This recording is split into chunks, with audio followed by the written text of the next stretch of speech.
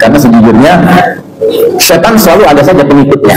Gak usah bingung, kok bisa yang aneh begitu, kok ada yang percaya saja. Gak usah jauh-jauh lah, di sana lah, ya kan? Di Konoha aja begitu. Ya, berapa banyak tipuan janji yang sudah disampaikan, yang dipercaya, gitu, ya. Padahal gombal semua, gitu. Dan sampai sekarang masih ada yang percaya kalau dia punya ijazah asli. Gitu. Nah, ya, penggombalnya banyak benar gombalannya, gitu. Tapi orang masih percaya aja sampai sekarang. Makanya kita tuh sampai bingung sekarang, sakit apa enggak sih sebenarnya dia?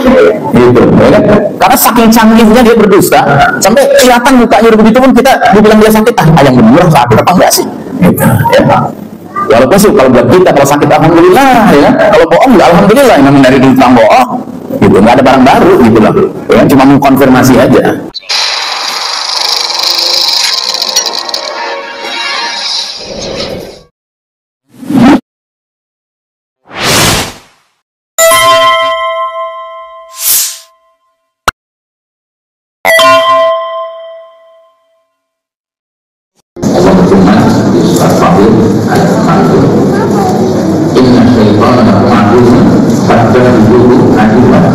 Sesungguhnya syaitan itu bagi kalian adalah musuh, maka perlakukanlah dia sebagai musuh. Innama yad'u hizbahu liyakun min ashabis sa'ir. Sesungguhnya syaitan itu hanya mengajak hizbahu, hizibnya, partainya, kelompoknya, golongannya, teman-temannya, gerombolannya untuk menjadi penghuni neraka yang menyala-nyala. Nah, jadi kesadaran kita bahwa syaitan adalah musuh kita membuat kita semestinya juga menyadari bahwa hidup di dunia ini ada pertahanan yang harus kita jalani, dan pertahanan itu akan menyebabkan ada yang menang, ada yang kalah. Selanjutnya tadi di ayat yang tadi Allah berfirman, innama yad'u hizbahu liyakun min ashabis sa'ir. Sesungguhnya syaitan itu hanya mengajak hizbahu, hizibnya, partainya, agar menjadi penghuni neraka yang benar. Hizibnya, partainya berarti namanya apa? Hizbu syaitan, partai syaitan. Dan itu ada istilah dalam Al-Quran.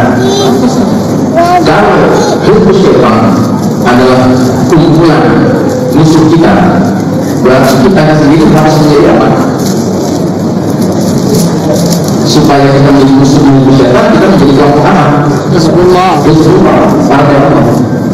Kelompok yang Allah ridhai, kelompok yang Allah berikan pertolongan dan kemenangan.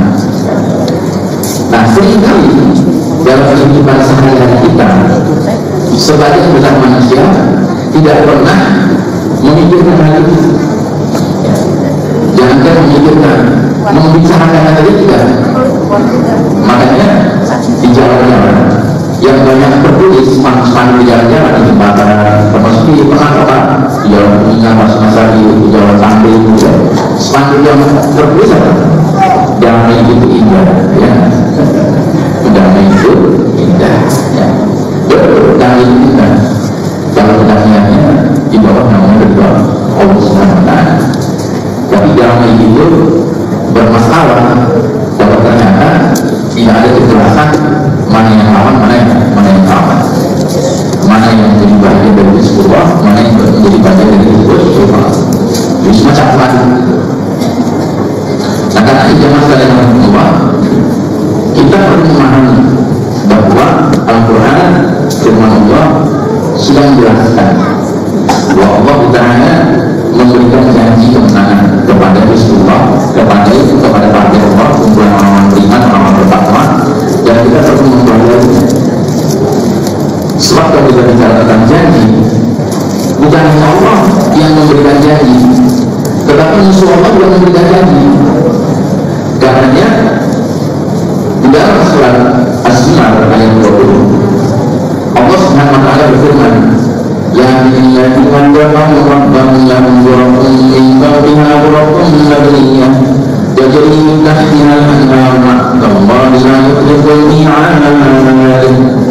Tetapi orang-orang yang bertakwa kepada Rabbnya, mereka mendapat tempat-tempat yang tinggi, di atasnya dibangun pula tempat-tempat yang tinggi, yang di bawahnya Allah telah berjanji yang sebenar-benarnya. Allah tidak akan memungkiri janjinya. Nah, ini gambaran tempat-tempat yang tinggi, di atas bangunan tempat-tempat yang tinggi, di bawah mengalir sungai-sungai. Ini gambaran di mana ini? Di mana? Surga. Ini jangan, ya, jangan. Ibu tuh mau ke jangan. Kita mau memang, ya, mudah-mudahan masih dia. Dan itu Allah menjanjikan jannah yang sebahagia penggambarannya seperti dalam ayat ini. Jadi ada tempat-tempat tinggi, di atas tempat-tempat tinggi lagi, di bawah mengalir sungai-sungai. Jadi kita diberi gambaran bahwa tempat tinggal kita nanti, dan di sini Allah juga kita tidak hujanan, dan tidak hujanan, kita akan dapat rumah yang berdekat-dekat, dan kita akan mendengar gemericik air sungai mengalir di bawahnya. Ya. Mungkin kita pernah pergi ke puncaknya, pernah ingat di villa. Ya, villa di puncak itu seingat-ingatnya ya, tidak mungkin seperti gambaran dalam ayat ini. Tapi baru tinggal di villa di puncak saja sambil mendengarkan air gemericik gitu ya, mengalir, Masya Allah, nikmat luar biasa. Yang Allah tegaskan bahwa ini janji yang sebenarnya, ini bukan janji pembaru, bukan janji orang yang tidak punya ijadah asli, gitu. Ya, ini janji sebenarnya. Sehingga Allah tegaskan, wa'adallahu la yukhlifullahu al-mi'ad. Allah telah berjanji dengan sebenarnya, Allah tidak akan memungkiri janji. Nah, sementara janji syaitan itu penuh kedustaan. Allah berfirman, ya'idhuhum wa la ya'idhuhum syaitan illa ghurura. Syaitan itu memberikan janji-janji kepada mereka dan membangkitkan angan-angan kosong pada mereka, padahal syaitan itu tidak menjanjikan kepada mereka selain dari tipuan belaka. Kena tipu enak gak rasanya? Kena tipu enak gak? Enak gak? Ya. Apa yang mencuri hati kita pada hati itu? Marah, kesel, betul. Dan kita hampir setiap hari sebagai rakyat negeri ini kayak seolah-olah kena daftar ibu yang berulang-ulang dan kena kekerasan jenisnya. Tadi baru ngobrol sama Jadena, ternyata dari tahun 2009 ya, itu yang pejabat-pejabat Telkomsel itu dapat untung dari apa? Dari antum beli kartu prabayar ya, dengan 25 GB satu bulan, tapi antum tidak bisa memperpanjang. Padahal bermaksud 20 GB sisa berapa? 5 GB. Ternyata 5 GB itu dimonetize, dijadikan sesuatu yang mendatangkan keuntungan kepada pejabat. Jadi 2009 kan yang begitu kan bukan hanya antum sendiri, tapi banyak orang pelanggan Telkomsel. Dan ternyata sampai sekarang itu sudah sampai 600.000. Ya, kita beristighfar dengan tanda terhidupnya, tapi kita tidak pernah benar-benar membayangkan. Jadi banyak sekali, jangankan 1 triliun lagi banyak. Karena saya kasih gambaran 1 miliar ya, itu 1.000 juta itu 1 miliar ya. Mungkin kita katakan di kamar prima ini mungkin 1-2 ada yang pernah lihat jumlah 1 miliar, tapi kebanyakan itu tidak pernah lihat 1.000 juta dia ada di depan mata kita. Nah itu 1 miliar, 1 triliun itu 1.000-nya begitu. 1.000-nya 1.000 juta, bayangkan. Jadi 1.000 miliar itulah 1 triliun. Nah itu 600 triliun. Terus saya bilang istri saya, alhamdulillah ya kita selama ini tidak pernah bayar, kita pasca bayar gitu. Jadi saya berlangganan Telkomsel pasca bayar, dan pas waktu itu dapat promo yang 100.000 rupiah per bulan dan 50 GB. Juga istri saya, kita selama ini kena juga. Kenapa? Karena kita tak pernah pakai sampai 50 GB per bulan. Berarti saya kemana dulu? Oh ya masih juga dulu. Ya alhamdulillah. Jadi kita itu nanti juga sering. Cuma karena kita udah keseringan, lama-lama makin rasa juga kita. Ya. Kayak nganggapnya, ya ada biasa-biasa yang penting masih hidup. Ya. Jadi jangan sekali rahmatullah, syaitan itu kalau menjanjikan sesuatu itu hulu artinya penuh tumpuan belakang. Gak ada pemenuhan janji, gak ada. Yang ada bohong aja. Dan siapa yang mengikuti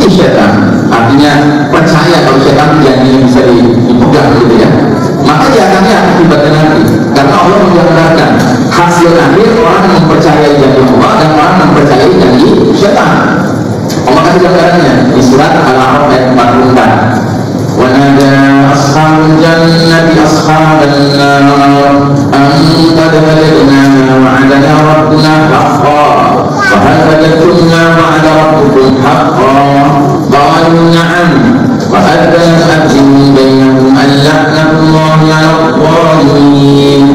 Dan ahli jannah, penghuni-penghuni surga, berseru kepada ahli nar, penghuni-penghuni neraka, dengan mengatakan, sesungguhnya kami sebenarnya dengan sebenarnya telah memperoleh apa yang Rabb kami Allah Ta'ala menjanjikannya kepada kami. Maka apakah kalian, hai penghuni neraka, telah memperoleh dengan sebenarnya apa azab yang Rabb kalian janjikan kepada kalian? Maaf, ini kata azab tidak ada dalam bahasa artinya, tapi ini sudah penafsiran, ya. Jadi apakah kalian sudah memperoleh dengan sebenarnya apa yang Rabb kalian janjikan kepada kalian? Maka para penjelasan jawab, nah betul.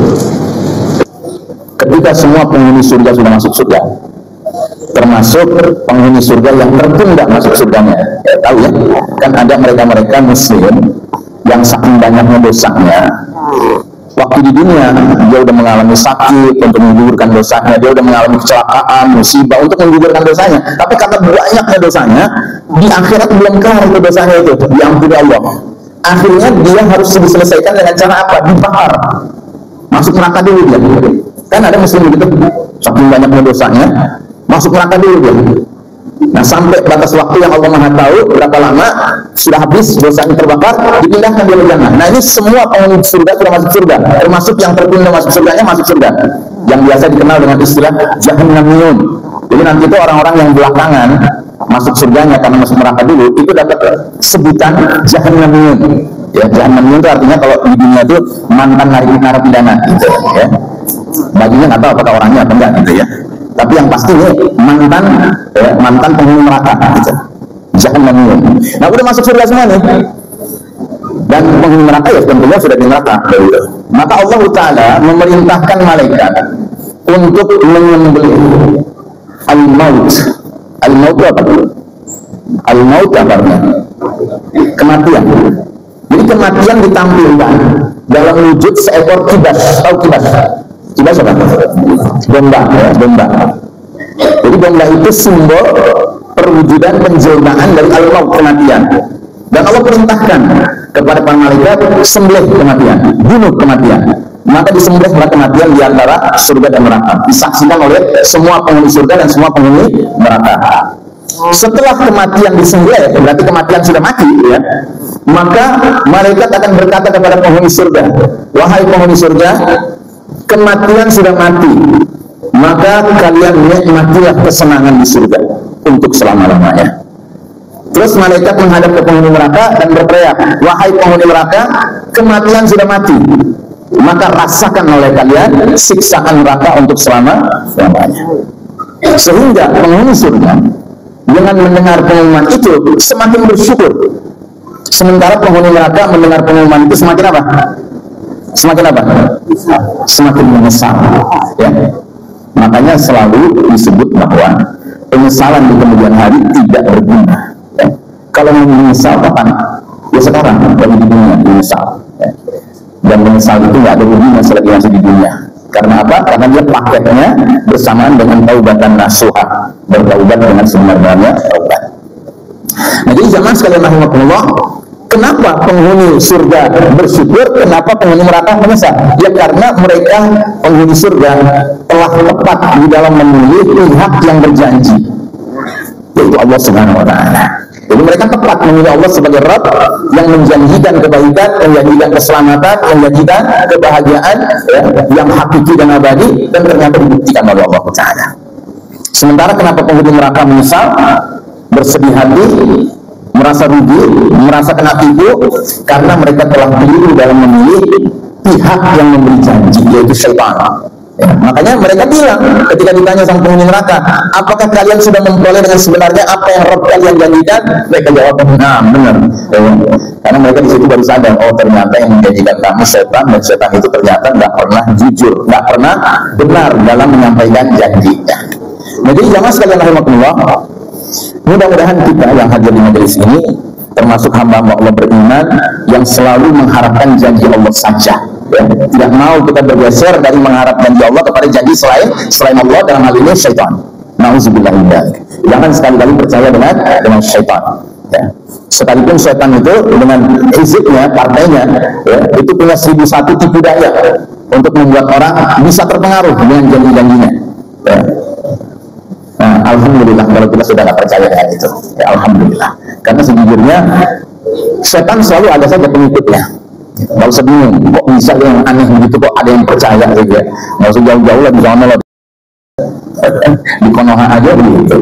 Ya, berapa banyak tipuan janji yang sudah disampaikan, yang dipercaya, gitu, ya. Padahal gombal semua, gitu. Dan sampai sekarang masih ada yang percaya kalau dia punya ijazah asli. Gitu, ya. Ya, ya, penggombalnya banyak benar gombalannya, gitu. Tapi orang masih percaya aja sampai sekarang. Ya. Makanya kita tuh sampai bingung sekarang, sakit apa enggak sih sebenarnya dia? Gitu, ya. Karena saking canggihnya dia berdusta, sampai kelihatan mukanya begitu pun kita dibilang dia sakit, alhamdulillah sakit apa enggak sih? Gitu, ya. Walaupun sih kalau buat kita kalau sakit alhamdulillah, ya. Kalau bohong ya alhamdulillah, namun dari tukang bohong, gitu, nggak ada barang baru, gitu loh. Ya, cuma mengkonfirmasi aja. Nah, jadi jamaah sekalian rahimakumullah, bagi orang beriman mukmin ada dua janji kemenangan dari Allah Subhanahu Wa Taala. Pertama, kemenangan di dunia, dan kedua, kemenangan di akhirat. Jadi ada dua jenis kemenangan yang Allah janjikan, kemenangan di dunia dan kemenangan di akhirat. Dan menurut Al-Quran, kemenangan di dunia itu diistilahkan dengan kemenangan yang dekat, fathun qarib, kemenangan yang dekat. Sedangkan kemenangan di akhirat itu disebutnya fauzul azim, kemenangan yang agung, atau fauzul kabir, kemenangan yang besar. Dan inilah kemenangan yang sejati, ya. Sehingga kalau kita bandingkan kemenangan di dunia dengan kemenangan di akhirat, mana yang lebih penting? Kemenangan di dunia atau di akhirat? Di akhirat. Kenapa? Karena kemenangan di akhirat itulah kemenangan yang sejati. Sedangkan kemenangan di dunia sifatnya bonus. Dapat alhamdulillah, nggak dapat juga alhamdulillah. Karena bagi kita orang beriman, pada akhirnya bukan menang di dunia yang penting, tapi menang di akhirat. Baik, kemenangan di dunia disebut dengan kemenangan yang dekat karena segala sesuatu yang dialami manusia di dunia adalah hal yang dekat waktunya. Ada yang mengatakan kata dunia dalam bahasa Arab itu berasal dari kata dan, yang artinya dekat, ya. Segala sesuatu yang ada di dunia itu dekat saja, nggak ada yang jauh. Usia rata-rata seorang muslim di dunia itu hanya kisaran 60 hingga 70 tahun saja. Karenanya Nabi Muhammad SAW bersabda, "A'maru ummati ma baina 60 ila 70 wa aqalluhum man yajuzu dzalika." Rasulullah SAW bersabda, usia umatku, umat Islam, rata-rata antara 60 hingga 70 tahun, dan sedikit di antara mereka yang melebihi 70 tahun. Ya. Bapak sudah berapa Pak? Mohon maaf. Usia berapa Pak? 83, Masya Allah. 83, Masya Allah. Berarti lahir tahun berapa itu? Lahir tahun 1943. 1942 dong Pak. Yang wajar sih 83 matematika lemah. Jadi 1942 Pak lahir Pak. Ya kan? 83 kan? 83, Masya Allah. Jadi Bapak ini termasuk yang kata Nabi sedikit di antara mereka melebihi 70 tahun Pak. Bapak kesini sama siapa? Pak Karno. Pak Karno. Ya, Bapak kesini sama siapa? Datang kesini sama siapa? Hah? Pak Edi apa? Oh belum. Ini ayahnya Pak Edi. Oh bukan, tetangga. Masya Allah, ketemu di Cijantung. Pak Edi kan dekat Cijantung. Ya. Jadi Pak Edi, karena Pak Edi bawa Pak Karno yang usianya 83 tahun, tolong handle with care, tolong dijaga dengan hati-hati. Karena kata Nabi, yang seperti ini jumlahnya sedikit, dan barang langka. Ya iya, barang langka itu mahal loh. Kalau barang yang pasaran ya itu murah, tapi kalau barang yang sedikit itu langka, artinya mahal. Jadi tolong Pak Edi jaga baik-baik. Siapa? Nah jadi jamaah sekalian rahimahullah, nggak ada yang jauh. Makanya kita seperti sekarang nih, kita kan mengharapkan kemenangan umat Islam. Cuma itu kan sesuatu yang mungkin iya, mungkin tidak kan? Mungkin kita alami, mungkin tidak kita alami. It's alright, nggak ada masalah. Tapi yang penting kita harus punya cita-cita itu. Karena apa? Karena itu bagian dari kemenangan yang dekat. Tapi soal kita mengalami atau tidak, itulah prinsip. Ya. Karena bagi kita kemenangan di dunia ini kemenangan yang dekat. Ya. Nah, kemenangan di akhirat disebut kemenangan yang agung atau kemenangan yang besar, karena itulah kemenangan sejati yang menjadi harapan setiap mukmin. Saat seorang mukmin memperolehnya, maka dia akan merasakan kebahagiaan hakiki dan abadi, kebahagiaan yang tidak tercampuri, terkotori dengan kesedihan bahkan sedikit pun, yaitu kebahagiaan di jannah. Kan di jannah itu kebahagiaan nggak ada campurannya dengan kesedihan. Lain dengan di dunia. Di dunia itu seringkali kesedihan dan kebahagiaan itu campur aduk. Itu dunia. Dunia itu kita bisa gembira sekaligus sedih. Tapi kalau di akhirat nggak ada ceritanya. Kalau kita gembira, ya gembira itu terus. Bahkan kegembiraan itu makin lama makin meningkat. Rasa syukur itu makin lama makin meningkat. Itulah jannah. Seperti yang pernah dijelaskan, setiap hari Jumat di surga nanti, ya, kaum laki-laki itu bisa berkumpul berjumpa dengan Allah Subhanahu Wa Taala. Dan duduknya itu tergantung ketakwaannya. Makin tinggi ketakwaannya, makin dekat dengan Allah Ta'ala. Ya, makin tipis ketakwaannya, agak jauh duduknya. Tapi yang jelas, begitu mereka pulang ke rumahnya, disambut sama istrinya itu akan komentar, Mas makin ganteng aja.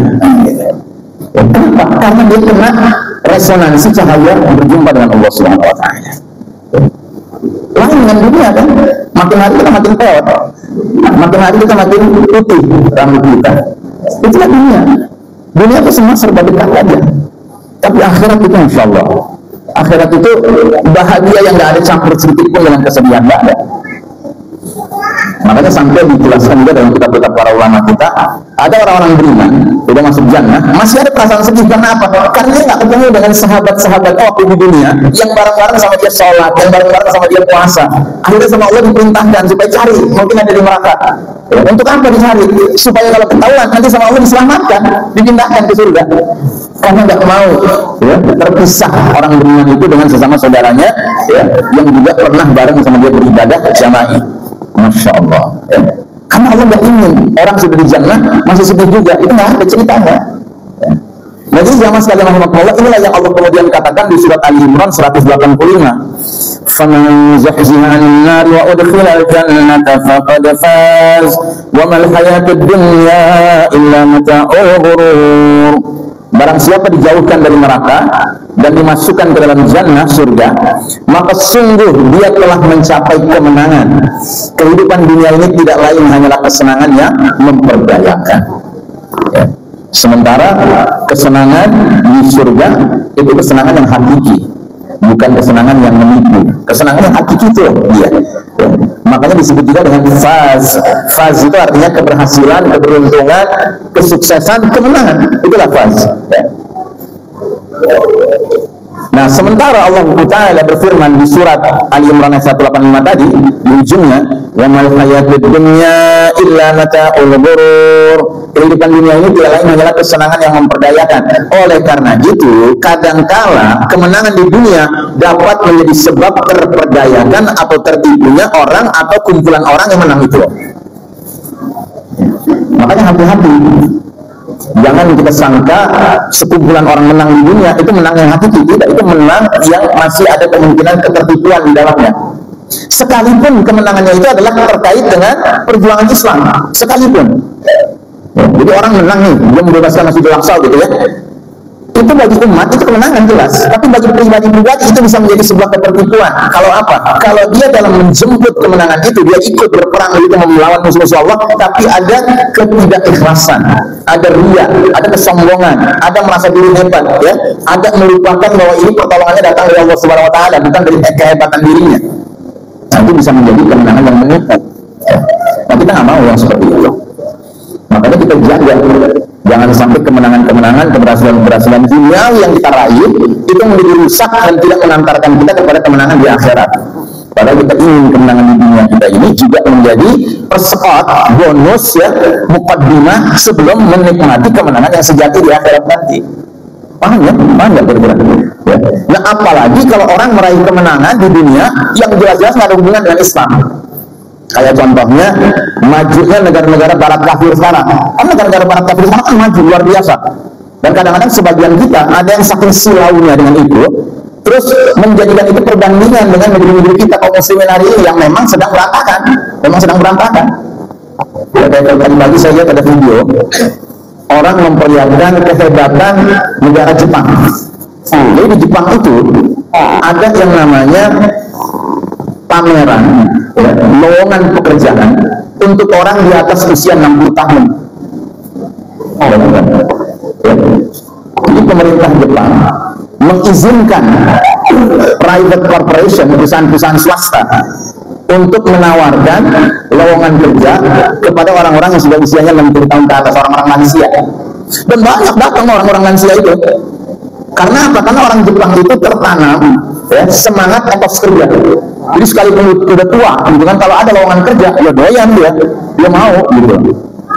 Dan disalurkan gitu. Kan di satu sisi kelihatan hebat kan? Kelihatan hebat. Tapi jangan salah. Di lain sisi, ini menggambarkan betapa masyarakat Jepang ini memang sudah benar-benar masyarakat yang apa ya, hubungan dunianya luar biasa. Sehingga nggak bisa membayangkan hal lain yang perlu dia sibukkan dirinya selain dari kerja dan kerja dan kerja. Nah, kalau orang beriman usianya lebih lanjut, sudah merasa dirinya serba lemah, gitu ya, yang dia akan fokus mengerjakan apa coba? Apa kira-kira? Ibadah. Kalaupun dia mau melancong, yang melancongnya kemana? Umroh. Dan kalau dia sedikit punya mentalitas apa namanya izin mufasam, ya kan, dia berpikir mumpung udah tua, mau pergi ke medan jihad, gitu ya, nyari mati syahid. Karena ada juga ungkapan kan, siahat ummati al-jihad fisabilillah. Pikniknya umatku adalah pergi jihad dalam Allah. Masya Allah. Jadi jalan-jalannya, melancongnya, travelnya, pikniknya orang beriman itu yang berjihad dalam Allah Subhanahu wa Ta'ala. Oke, kita lanjutkan. Apa artinya menang di dunia jika harus berujung di neraka saat nanti di akhirat? Padahal kemenangan di dunia hanya sebentar saja, sedangkan penderitaan di akhirat adalah penderitaan yang kekal abadi dan menjadi kekalahan, kerugian hakiki. Karenanya Allah Ta'ala berfirman, "Qul innal khasirina alladziina khasiru anfusahum wa ahlihim yaumal qiyamah, ala dzalika huwal khusranul mubin." Katakanlah, sesungguhnya orang-orang yang merugi adalah orang-orang yang merugikan diri mereka sendiri dan keluarganya pada hari berbangkit. Ingatlah, yang demikian itu adalah kerugian yang nyata. Jadi kerugian yang sebenarnya adalah ketika di hari berbangkit nanti menyadari bahwa dirinya telah menjadi orang yang merugi. Dan dalam hal ini hadis yang menggambarkan kerugian yang ekstrim itu adalah hadis di mana Nabi bertanya kepada para sahabat, "Atadruna mal muflis?" Tahukah kalian siapa itu orang yang bangkrut? Para sahabat kemudian ada yang mencoba menjawab, orang yang bangkrut ya Rasulullah, orang yang berbisnis ternyata rugi sampai ludes hartanya dan modalnya, itu orang bangkrut. Kata Nabi, bukan. Orang bangkrut itu orang yang nanti di hari berbangkit datang membawa pahala sholatnya menggunung, pahala puasanya menggunung, pahala umrahnya menggunung, pahala hajinya menggunung, tetapi syatamaha adalah syatamaha. Jadi kerjanya menyakiti si fulan, menzalimi si fulan, menganiaya si fulan, ya, merugikan si fulan, sehingga ada antrian orang yang menuntut pada orang ini, ya, agar Allah tidak memberikan dia kebaikan. Ya. Terus Allah bertanya, kenapa kamu menuntut supaya orang ini tidak diberikan kebaikan? Ya karena orang ini zalim pada dunia, ya Allah. Terus engkau minta apa? Aku minta keadilan. Ya. Maka kata Allah, apa pendapatmu kalau pahala sholatnya aku transfer ke kamu? Aku ridho ya Allah. Ya. Sementara antrian masih panjang. Nah, antrian yang kedua menuntut hal yang sama. Sama Allah ditawarkan, bagaimana kalau pahala sedekahnya aku transfer ke kamu? Aku ridho ya Allah. Terus satu persatu orang menuntut keadilan dan Allah berikan satu persatu pahala-pahala segala amal ibadahnya itu tadi. Sampai habis, antrian masih panjang. Nah, Nah, orang berikutnya menuntut hal yang sama, kata Allah, ini orang sudah tidak punya apa-apa untuk diberikan. Terserah engkau ya Allah, yang jelas aku tidak rindu orang ini mendapat kebaikan. Maka kata Allah, bagaimana pendapatmu kalau dosamu aku transfer ke dia? Aku rindu ya Allah. Nah, jadi antrian selanjutnya itu kumpulan orang-orang yang antri itu dosa-dosanya ditransfer ke orang ini, Pak. Sehingga yang tadinya timbangan hasanat berat, ya kan, dengan pahala sholat, puasa, zakat, haji, umrah, ya, sedekah, menjadi kosong, menjadi ringan, dan kemudian sayiatnya yang bertumpuk-tumpuk. Nah, ini orang nafis, kata Allah Nabi, dan dia akan menjadi penghuni neraka yang menyala-nyala. Nauzubillah ini. Nah, jadi jamaah sekalian rahimakumullah, nggak ada gunanya kita mencari ingin mendapatkan kemenangan di dunia sementara kita kalah di akhirat, ya. Sehingga sekali lagi kalau kita boleh pilih, mending kita pilih menang di akhirat sekalipun kalah di dunia. Walaupun tentu tidak ada orang yang nggak mau mendapatkan kemenangan di akhirat dan kemenangan di dunia, tentu tidak. Jadi semua kita ingin fid dunya hasanah wa fil akhirati hasanah. Cuman kadang-kadang kita nggak bisa dapat semuanya. Makanya kalau boleh milih, lebih baik milih, nggak apa-apa kalah di dunia, asalkan jangan kalah di akhirat. Ya. Baik. Nah, fathul qarib, kemenangan di dunia ini disebutkan Allah di surat As-Saff ayat 13. Wa ukhra tuhibbunaha nasrun minallahi wa fathun qarib wa basyiril mu'minin. Dan ada lagi karunia lain yang kamu sukai, yaitu pertolongan dari Allah dan kemenangan yang dekat waktunya. Dan sampaikanlah berita gembira kepada orang-orang beriman. Surat As-Saff ayat 13 ini didahului dengan ayat 12 yang menerangkan tentang kemenangan yang sejati, ya. Coba kita lihat ayat 13 ya. Jadi ayat 13-nya itu, maaf, ayat belakang, ayat 12. Jadi ayat 12 itu menyebutkan soal kemenangan sejati di akhirat. Yaghfir lakum dzunubakum wa yudkhilkum jannatin tajri min tahtiha al-anhar wa masakin thayyibatan fi jannati 'adn dzalikal fawzul 'adzim. Niscaya Allah akan ampuni dosa-dosa kalian dan memasukkan kalian ke dalam jannah yang mengalir di bawahnya sungai-sungai dan memasukkan kalian ke tempat tinggal yang baik di dalam surga Aden. Itulah kemenangan yang agung. Nah, setelah ayat ini, ayat 13 tadi. Nah, ayat ini, ayat 12 ini menggambarkan hadiah dari Allah, janji dari Allah jika seseorang terlibat dalam jihad fisabilillah. Kan ayat 11-nya kan pertanyaan dari Allah. Ya ayyuhalladzina amanu hal adullukum ala tijaratin tunjikum min adzabin alim. Kalau orang beriman, maukah kalian aku tunjukkan sebuah jual beli perniagaan yang akan menyelamatkan kalian dari azab yang pedih. Tu'minuna billahi wa rasulihi wa tujahiduna fi sabilillahi bi amwalikum wa anfusikum. Dzalikum khairul lakum in kuntum ta'lamun. Nah, apa itu perniagaan yang ditawarkan sama Allah? Kalian beriman pada Allah dan kepada Rasul, dan kalian berjihad di jalan Allah dengan harta dan jiwa kalian, ya. Bi amwalikum wa anfusikum, dzalikum khairul lakum, yang demikian itu lebih baik bagi kalian in kuntum ta'lamun, jika kalian ketahui. Nah, ganjarannya apa? Balasannya apa dari Allah? Janjinya apa dari Allah? Janjinya, niscaya Allah akan ampuni dosa-dosamu, memasukkan kamu ke dalam surga yang mengalir di bawahnya sungai-sungai, dan memasukkan kamu ke dalam tempat tinggal yang baik di dalam surga Aden. Dzalikal fawzul 'adzim. Itulah kemenangan yang agung, kemenangan yang sejati, kemenangan di akhirat nanti. Tapi kata Allah di ayat 13-nya, ya, ayat yang tadi sebelumnya itu kami perlihatkan dan sekarang akan kami perlihatkan lagi. Wa ukhra tuhibbunaha, ada lagi selain itu yang kalian juga sukai. Apa itu? Nasrun minallahi wa fathun qarib, pertolongan dari Allah dan kemenangan yang dekat, ya. Jadi Allah bukan saja menjanjikan kemenangan di akhirat kalau kita iman pada Allah, iman pada Rasul, dan berjihad di jalan Allah dengan harta dan jiwa kita. Tapi Allah janjikan juga ada yang lain yang kalian sukai. Allah juga tahu kita suka. Apa itu? Kemenangan yang dekat, yaitu kemenangan berupa pertolongan Allah dan kemenangan yang dekat di dunia ini. Wa basyiril mu'minin, beri kabar gembira pada orang beriman. Makanya para mujahidin itu dikenal selalu punya dua slogan. Slogannya fa innahu la jihad nasrun aw istishhad. Inilah jihad, atau meraih kemenangan di dunia atau mati syahid. Ya, mati syahid balasannya tadi diampuni Allah, dikasih surga yang mengalir sungai di bawahnya, dan ditempatkan di rumah-rumah yang baik di surga Aden. Masya Allah.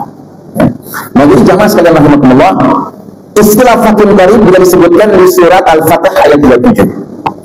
Ketika Allah berfirman, laqad sadaqallahu rasulahu ar-ru'ya bil haqqi la tadkhulunna al-masjidal harama insya'allahu amin.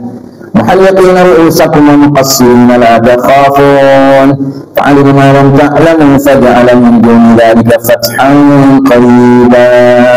Sesungguhnya Allah akan membuktikan kepada Rasulnya tentang kebenaran mimpinya dengan sebenar-benarnya, yaitu bahwa sesungguhnya kamu pasti akan memasuki Masjidil Haram insya Allah dalam keadaan aman, dengan mencukur rambut kepala dan mengguntingnya, sedangkan kamu tidak merasa takut. Maka Allah Ta'ala mengetahui apa yang tidak kalian ketahui, dan Allah akan berikan sebelum itu kemenangan yang dekat. Ya, kemenangan yang dekat itu dalam berbagai kitab tafsir para ulama mengatakan adalah Fathu Makkah, dibebaskannya kota Makkah, kemenangan pembebasan kota Makkah. Kan Nabi tadinya tinggal di Makkah, dianiaya, dipersekusi, dikriminalisasi, dimarginalisasi. Allah perintahkan hijrah ke Madinah. Dan dari Madinah, Nabi teruskan perjuangan dakwahnya, bahkan terjadi ghazwat demi ghazwat, peperangan demi peperangan, sampai berbagai kabilah-kabilah Jazirah Arab itu pada memeluk Islam, berbondong-bondong memeluk Islam. Nah, tapi Mekah masih di dalam kendali musyrikin. Maka Allah Ta'ala mengasih kabar gembira kepada Nabi lewat mimpi bahwa suatu ketika kalian akan memasuki kota Mekah dengan aman, dengan tenang, dan itu disebut sebagai fathan qaribah, kemenangan yang dekat. Ya. Jadi kalau dulu bayangan pembebasan kota Mekah itu menjadi suatu cita-cita semua sahabat gitu ya, wah kita nanti masuk kota Mekah ya, dengan tenang, dengan aman ya, membebaskan kota Mekah. Dan memang akhirnya terjadi itu. Bilal naik ke atas Ka'bah, azan ya, nggak kebayang itu, nggak kebayang di situ ada berhala-berhala, ada yang azan juga, nggak kebayang oleh para sahabat.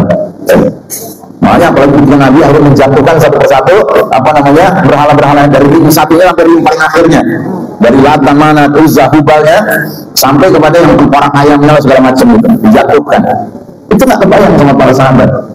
Nah itu kemenangan yang diidam-idamkan oleh generasi para sahabat dulu. Jadi cita-citanya bukan sekedar melihat mati gitu ya. Ya itu tidak senang cerita ya. Cuma kan itu kesenangan yang sifatnya terlalu receh ya, receh. Karena nggak perlu ditunggu ya bakal mati gitu ya. Kita semua juga bakal mati ya. Nah jadi jangan sekadar Allah. Nah, adapun bentuk janji Allah kemenangan di dunia di dalam Al-Quran itu diantaranya disebutkan di surat An-Nur ayat 55 ya. Ini adalah janji kemenangan dari Allah di dunia yang diabadikan dalam Al-Quranul Karim.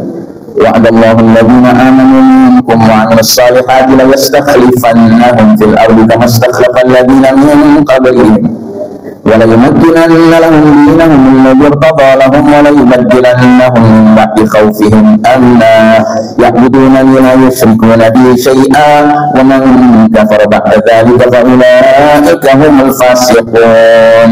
Dan Allah telah berjanji kepada orang-orang yang beriman di antara kalian dan mengerjakan amal-amal saleh bahwa Allah sungguh-sungguh akan menjadikan mereka berpuasa di muka bumi ini sebagaimana Allah telah menjadikan orang-orang sebelum mereka berpuasa.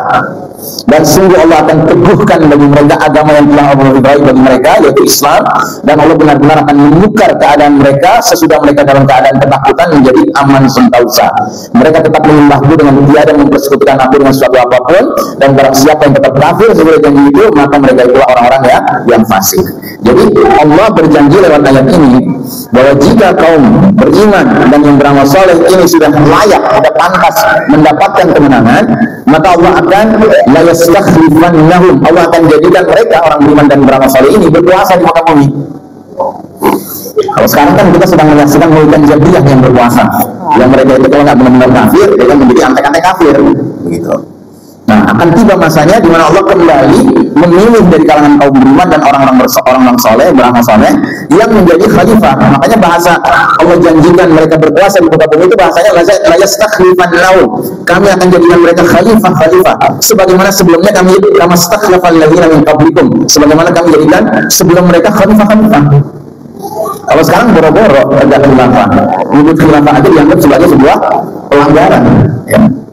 Berpikir khilafah saja sudah dianggap sebagai perkara yang keluar dari pakem kenormalan, ya, pakem kebiasaan. Gitu.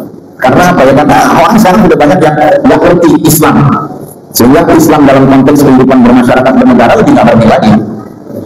Nah, jadi jangan sekalian Allah ini janji dari Allah.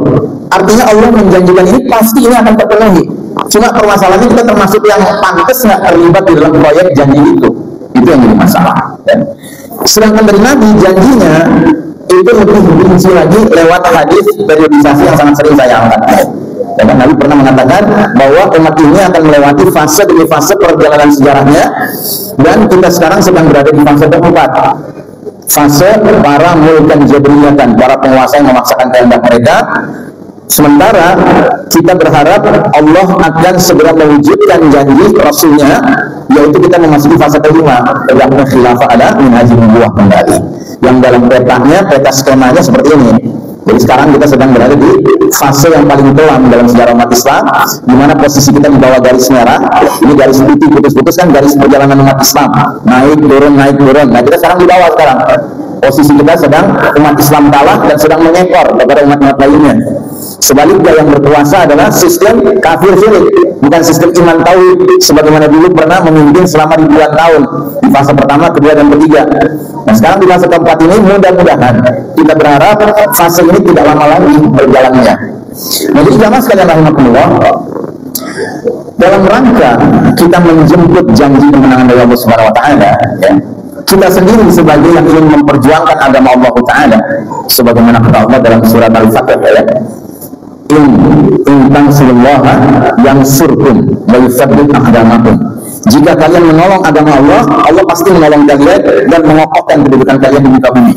Nah, sebelum kita berpikir memenangkan agama Allah Ta'ala ini, hal yang lebih mendasar yang harus kita selesaikan adalah kita sendiri ngerti nggak sih yang kita mau perjuangkan ini agama Allah ini kayak apa? Karena sejujurnya kita sedang hidup di satu era di mana pengetahuan tentang Islam itu sedemikian bermasalahnya, sampai kalau sembarang orang kita pilih, kita wawancarai, Islam itu apa menurut kamu, itu pasti beda-beda. Ada yang bilang Islam itu singkatan, bisa subuh, lohor, asar, maghrib, ya. Karena dia tahunya Islam itu sholat. Soal dia sholatnya lagi apa enggak lain perkara, tapi dia tahunya Islam itu singkatan, bisa subuh, lohor, asar, maghrib. Ada yang kalau ditanya Islam itu apa? Akhlak. Dia tanya akhlak aja. Kenapa? Ya karena Nabi dikatakan tidak diutus kecuali untuk menyempurnakan akhlak. Tapi Islam kan tidak hanya akhlak. Ada yang kalau ditanya Islam itu apa? Islam itu akidah. Ada yang kalau ditanya Islam itu apa? Islam itu jihad. Pendek kata, masing-masing orang punya penilaian sendiri tentang Islam. Maka kita harus mulai menyelesaikan dulu faham Islam kita ini. Nah di antara ungkapan tentang ajaran Islam yang patut kita perhatikan adalah yang berikut ini. Jadi Islam merupakan dinan syamilun kamilun, agama yang lengkap dan sempurna. Itu harus kita yakini. Karenanya ungkapan ini patut kita jadikan pertimbangan. Al-Islamu nizamun syamilun yatanawalu mazahiril hayati jami'an. Islam itu adalah sistem kehidupan yang lengkap yang meliputi seluruh aspek kehidupan. Jadi Islam bukan hanya sholat, Islam bukan hanya akhlak, Islam bukan hanya akidah, Islam bukan hanya jihad. Tapi Islam itu daulatun wa watanun. Islam itu adalah daulah dan sekaligus tanah air. Daulah itu negara, ya. Kalau tanah air itu lokasinya, geografisnya. Islam bukan hanya tanah air tapi nggak ada negaranya, bukan. Tapi juga Islam bukan hanya negara tanpa tanah air, nggak bisa. Dia harus dua-duanya ada, dia negara, dia tanah airnya.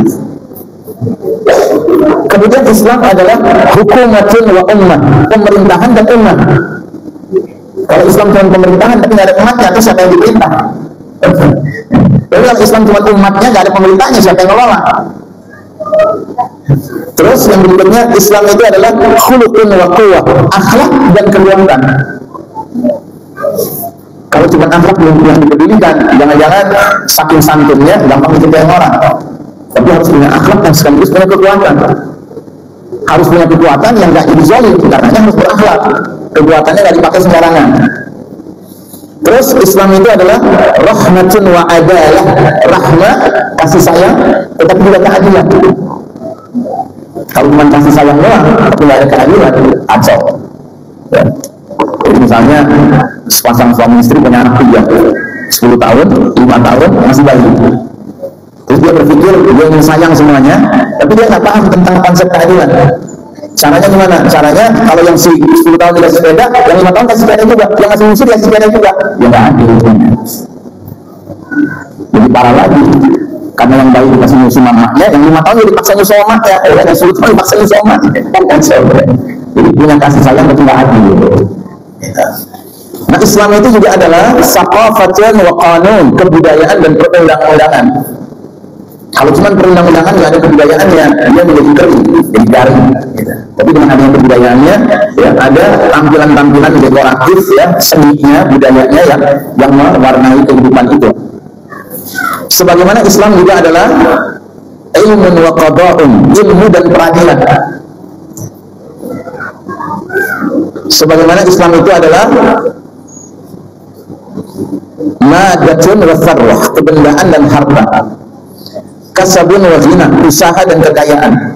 Usaha itu artinya di dalam kehidupan berislam masyarakat itu ada yang namanya semua orang diberi peluang berusaha, tetapi juga diiringi dan kekayaan. Jangan semua dapat peluang usaha, tetapi yang kaya sedikit. Kemudian jihadun wa dakwah. Islam itu adalah ya jihad ya dakwah. Kalau cuma jihad doang, akhirnya Islam mengerikan, karena seolah-olah cuma senjata aja yang ada. Tapi juga begitu dengan dakwah, semangat mengajak orang. Ya. Makanya kalau kita nggak ngerti bahwa Islam itu adalah jihad dan dakwah, kemudian Islam itu adalah jaisun wa fikrah, tentara dan fikrah. Fikrah itu artinya ideologi, berideologi Islam. Kalau cuma tentara saja, tahunya cuma, tapi dengan punya fikrah Islam, dia tahu kan. Ya. Nah, sebagaimana juga Islam itu adalah aqidatun sahihah wa ibadatun sahihah wa aqidatun shadiqah, akidah yang benar dan ibadah yang sahih. Ya. Nah, ini semua cakupan dari Islam yang ingin kita perjuangkan. Kita tidak ingin memperjuangkan Islam yang sepotong-sepotong, yang parsial, dan yang sebagian-sebagian saja. Nah, adapun tertib amal Islami untuk mencapai kemenangan di dunia bisa kita rumuskan dalam 4 poin berikut ini. Poin pertama, pembentukan pribadi muslim yang istiqomah. Poin kedua, pembentukan keluarga muslim yang istiqomah. Poin ketiga, pembentukan masyarakat muslim yang istiqomah. Dan dia urutannya harus seperti itu. Yang mungkin kita tiba-tiba punya masyarakat muslim yang istiqomah kalau bukan terdiri dari kumpulan keluarga-keluarga muslim yang istiqomah.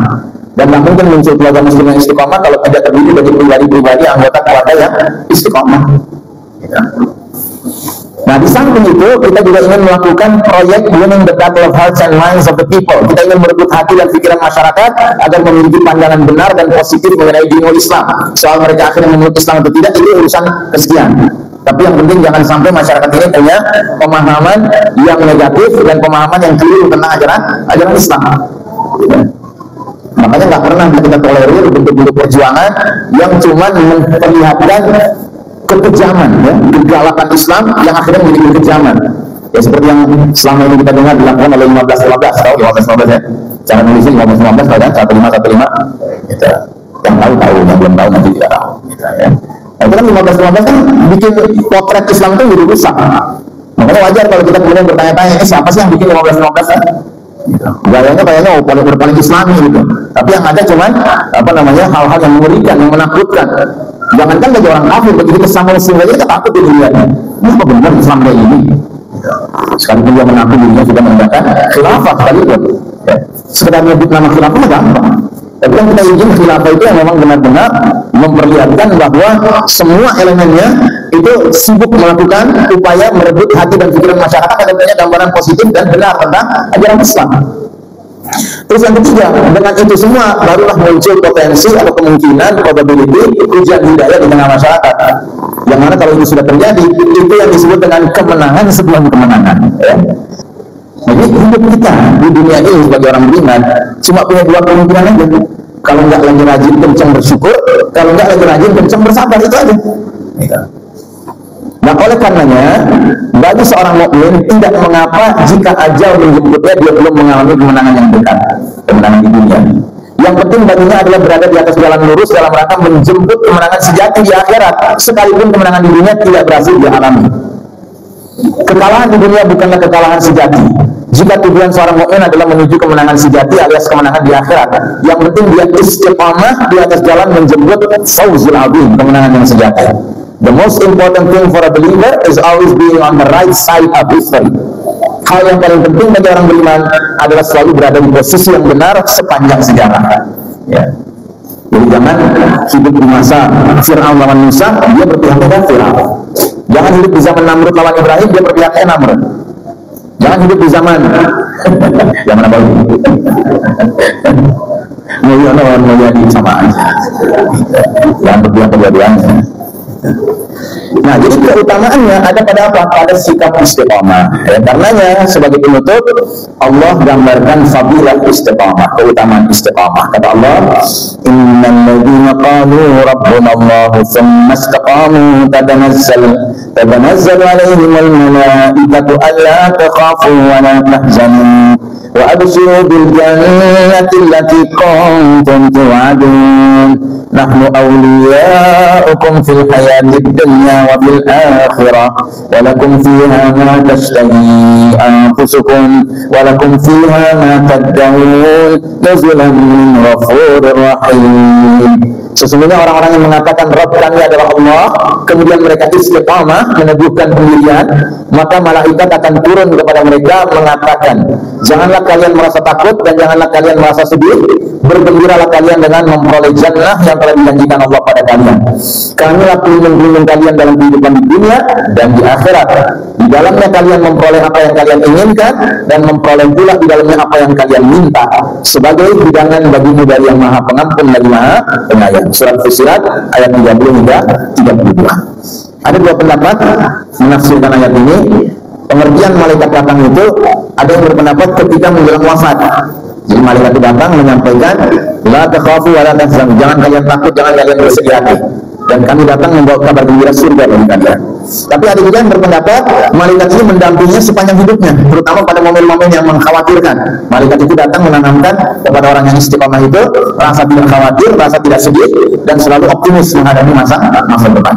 Mudah-mudahan Allah Ta'ala menggolongkan kita menjadi mukmin yang sejati, yang istiqamah dalam hidup kita, sehingga kalaupun kita tidak merasakan kemenangan di dunia, tapi mudah-mudahan Allah janjikan kita penuhi janjinya dengan kemenangan di akhirat. Aku qauli hadza fastaghfirullah li wa lakum, innallaha huwal ghafurur rahim. Wassallallahu ala nabiyyina Muhammadin wa ala alihi wa sahbihi ajma'in. Walhamdulillahi rabbil alamin. Wassalamualaikum warahmatullahi wabarakatuh.